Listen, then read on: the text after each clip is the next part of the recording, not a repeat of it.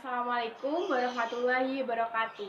Halo semuanya, perkenalkan nama saya Kusna Aziza, NIM 12210183074.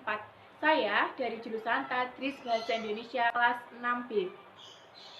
Hari ini kita akan mempelajari tentang teks narasi, yaitu berupa cerita fantasi.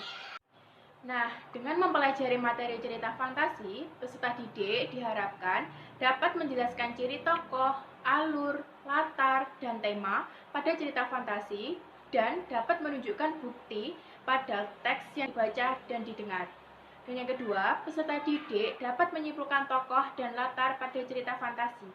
Yang ketiga, peserta didik dapat menentukan jenis cerita fantasi dan menunjukkan bukti pada teks yang dibaca ataupun didengar. Yang selanjutnya, peserta didik dapat menyimpulkan urutan cerita fantasi.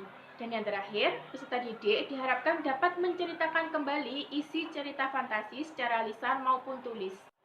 Nah, langsung saja di sini saya akan memulai materi yang pertama, yaitu tentang pengertian cerita fantasi. Nah, apakah kalian tahu apa itu cerita fantasi? Cerita fantasi adalah sebuah teks narasi yang bersifat fiksi.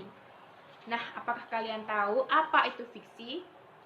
Fiksi adalah sebuah kejadian, namun bukan kejadian nyata, yaitu hanya sebuah khayalan atau hanya imajinasi semata. Narasi merupakan cerita fiksi yang berisi perkembangan kejadian atau sebuah peristiwa. Nah, di dalam cerita itu pasti ada tokoh, watak tokoh, alur, ide atau tema, dan bahkan amanat. Amanat adalah unsur cerita yang menjadi pesan pengarang melalui ceritanya. Amanat biasanya berkaitan dengan nilai-nilai pendidikan, nilai-nilai kehidupan yang dapat disimpulkan dari isi cerita. Yang selanjutnya yaitu tentang ciri cerita fantasi. Ciri yang pertama yaitu ada keajaiban atau keanehan. Pada cerita fantasi, hal yang tidak mungkin dijadikan biasa. Tokoh dan latar diciptakan penulis tidak ada di dunia nyata atau dimodifikasi di dunia nyata. Tema fantasi adalah magic, supranatural, atau futuristik. Ciri yang kedua yaitu tokohnya unik atau memiliki kesaktian. Tokoh dalam cerita fantasi bisa diberi watak dan ciri yang unik yang tidak ada dalam kehidupan sehari-hari. Tokoh memiliki kesaktian-kesaktian tertentu. Tokoh dapat mengalami peristiwa misterius yang tidak terjadi pada kehidupan sehari-hari. Ciri yang ketiga yaitu cerita fantasi bersifat fiksi. Fiksi berarti bukan kejadian nyata. Nah, selanjutnya di sini kita akan memasuki materi cerita fantasi mengenai jenis-jenis cerita fantasi. Jenis cerita fantasi berdasarkan kesesuaiannya dalam kehidupan nyata ada dua kategori. Yang pertama yaitu jenis cerita fantasi total dan yang kedua yaitu jenis cerita fantasi irisan atau sebagian. Yang pertama yaitu cerita fantasi total, berarti kategori cerita fantasi ini berisi fantasi pengarang.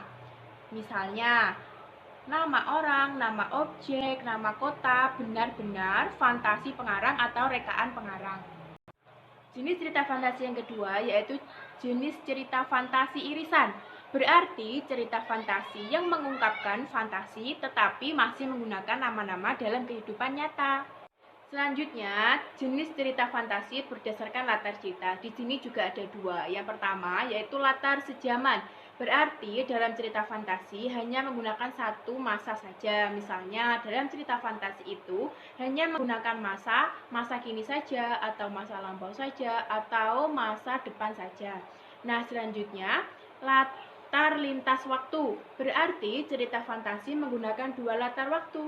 Misalnya dalam cerita fantasi terdapat satu masa kini dan selanjutnya atau endingnya menggunakan latar 40 tahun mendatang atau masa depan.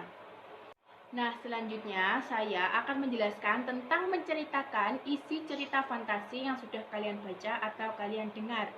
Ada beberapa langkah yang harus kalian ketahui sebelum menceritakan kembali isi cerita.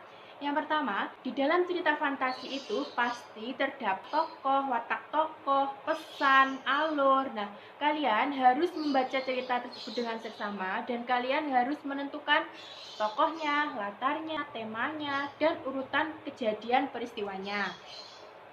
Nah, setelah kalian mengetahui unsur intrinsik dalam cerita fantasi, kalian pasti paham akan kejadian peristiwa dalam cerita tersebut, sehingga kalian bisa menjelaskan atau menceritakan kembali menggunakan bahasa sendiri. Nah, cukup sekian penjelasan materi dari saya. Apabila ada kurang lebihnya, saya mohon maaf. Wassalamualaikum warahmatullahi wabarakatuh.